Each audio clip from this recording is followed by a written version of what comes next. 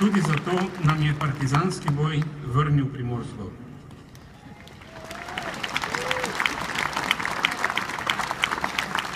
Programska točka, da se vprašanja, ki presegajo okvir osvoboditve, rešujejo po vojni, ko naj bi bila vpeljana demokracija, pa ni bila uresničena. To je ena usodnih napak takratne slovenske politike, ki so vodile do mnogih nesrečnih dejanj med vojno in po njej. Tako kot je imelo tragične posledice tudi dejstvo, da del takratne slovenske politike ni zmogel moči za odpor okupatorjem in je sprejel njegovo oblast in orožje. Slovenski narod se je zapisal med uporniške narode, ki so se povezali v obrambi človeške civilizacije.